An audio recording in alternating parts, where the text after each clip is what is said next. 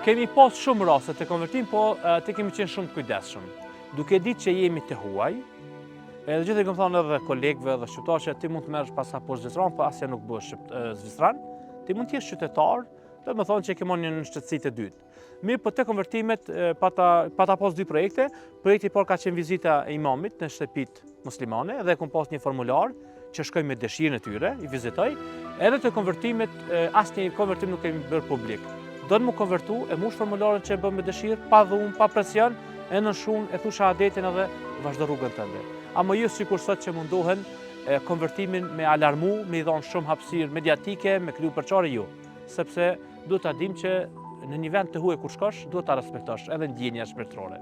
A kanë qenë konvertimet prej shqiptarëve katolik apo prej nacionalitetit? Jo, shumica kanë qenë zvicranë dhe zvicerane, të cilat kanë udhëtu në vendet të lindjes së mesme, e më së shumti në Stamboll, dhe kur kanë zbrit dhe kanë dëgju duke u thirrë ezani në 3000 xhami, ke i ka bo do me thonë me ndjep se pse kjo nuk na mundësohet neve. Sot që njëra prej zyrtarëve që ka qenë në Sengalen, ka qenë një nga aktivitete që organizohet qyteti çdo 2 vjet, quhet i Khyre Dangebet, që në kupton domethënë kur ta shqiptojnë gjuhën shqipe i vjen unë dëgjoj lutjen tënde, që në kupton dalin muslimanët, krishterët, xifutët, gjithë fetë dhe religionet e tjera, edhe çdo 2 vite i eksplorojnë qytetarët se si është ndjenja me qenë fetar dhe i lidhur me krijuesin. Dhe aty e kum dëgju vetë kur kemi thirrë ezanin që ka thonë njëra nga zvicranët që ka qenë në qytetit e sigurisë shërbesa të qartë, që është një humbje e madhe për neve që kemi aprovu këtë ligj me 30 nëntor 2009 që ndalohet ndërtimi i minareve. Prandaj minarët ndalohen, po edhe zoni ndalohet jashtme për jashtë brenda. Kështu që ata kanë qenë shumica zvicranë dhe zvicrane, e tash kanë edhe organizatat e tyre, po pak ka xhami që i përkasin, domethënë të konvertuarve zvicranë.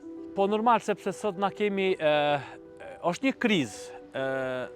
Jo vetëm në Zvicër ose në Kosovë, po në shumë vende të botës, njohja me islamin. Nëse lihen të konvertuarit që më njoh me islamin vetëm përmes internetit, atë mund të ketë devijime.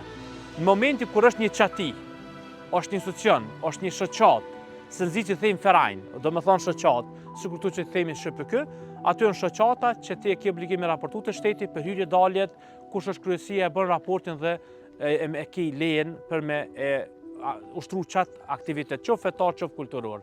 Prandaj ata të konvertuar në një farforme e kam mësu islamin më shumë, sepse kum qeni përgatitur, kum studiu fakultetin, magjistraturën, doktoraturën, po ajo që më ka ndihmuar më shumë ka qenë gjuha. Se kur ta di gjuhën angleze, gjuhën gjermane, që besa ka pos edhe arab, edhe ata pak të lënë pas dore, me një fjalë kjo xhami ka qenë si ëmbrell që i ka bashku të gjithë.